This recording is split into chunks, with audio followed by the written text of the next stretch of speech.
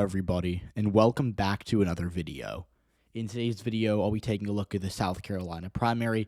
It occurred on Saturday night. I'll be releasing this on Sunday morning, and I'll be talking about the results from last night, what they mean, and what we can realistically expect the GOP primary to look like from here on out. So the first thing that I'm going to say here is that I'm recording this at a little after midnight, I think. I don't even know what time it is on Saturday night. And the numbers you're seeing on your screen might be a little different tomorrow morning. That being said, Trump's going to buy 21 points as it stands. Maybe 0.5 more, 0.5 less. It's going to be in the 20 to 21 range. And that is a victory of magnitude that I don't think can be understated. Nikki Haley was the governor of South Carolina for 8 years.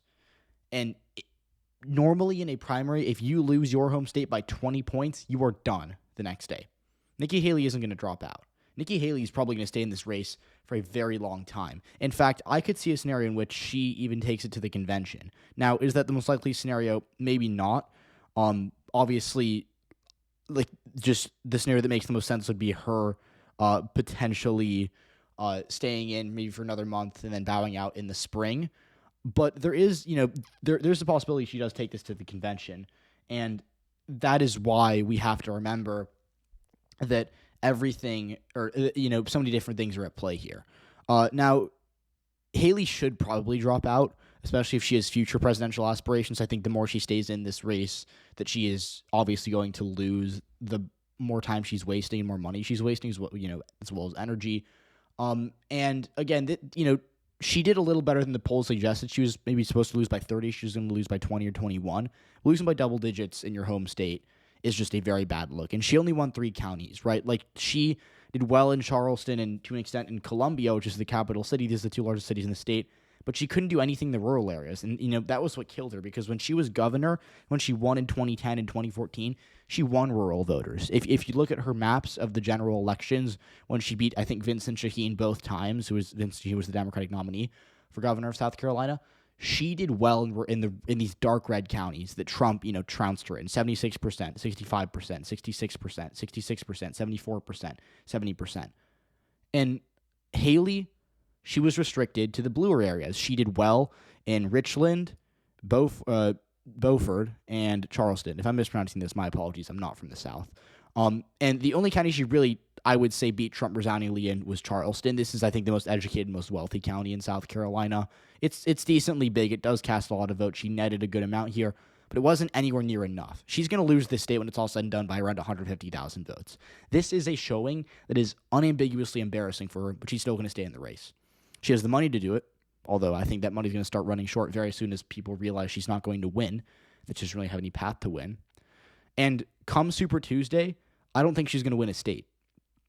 And I think at that point, she's going to have to really consider dropping out. Now, she's said in interviews that she's going to stay until at least, the first few weeks of March. She's going to at least take it to Super Tuesday. And so we're going to get some more results. I'd be shocked if I'm recording this at 12 a.m. if she drops out between now and the time this video is released, or even on Sunday. I think she's in this for at least a couple more weeks. And you can debate whether it's going to help her or hurt her, or whether it's actually, good for her politically. But at the end of the day, that doesn't matter. What matters is that she's going to be in this for at least a little while longer. And so this performance was embarrassing. It was objectively, I would say, proof that there is no path for Haley and that Trump is going to be the nominee for the GOP. But it doesn't matter for Haley. She's still going to be in this race. And, that to me says a lot about both her view of this electorate and what the electorate actually is. This electorate is very pro-Trump. We've known this since day one. It's why DeSantis never had a chance. It's why she never had a chance. And it's why Trump is going to be the nominee, no matter what. Donald Trump has control over the vast majority of the GOP electorate. He's getting, at worst, high 50s in these states. He essentially won in Nevada a primary that he wasn't even on the ballot for. Nikki Haley lost to none of these candidates in Nevada. And the people who voted for none of these candidates, we all know who they meant to vote for when they checked that box. And so for that reason, the state of the GOP is one that is incredibly pro-Trump. And this electorate is tied to Trump. This party is tied to Trump. And so Haley was governor of the state for 8 years. No match for Donald Trump. She's going to barely even win a few delegates. I think there's 50 delegates at state. Trump's already clinched 44 of them. I don't know what the rules for South Carolina are, but she's not going to get more than 5. So Nikki Haley, her campaign's over. It's been over. She never really had a chance.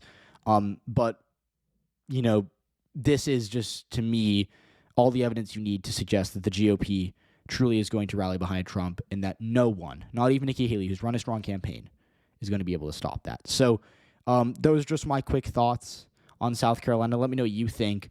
Let me know what you think is going to happen with Haley's campaign. How long do we think she stays in? Do we think she's going to drop it out for Super Tuesday, or is she going to take it all the way to the convention? It's going to be interesting to watch. Even though the outcome might not be interesting, the process will be very interesting. So stick with me. And again, if you don't want to miss another video, notification bell. And I'll see you all in the next one.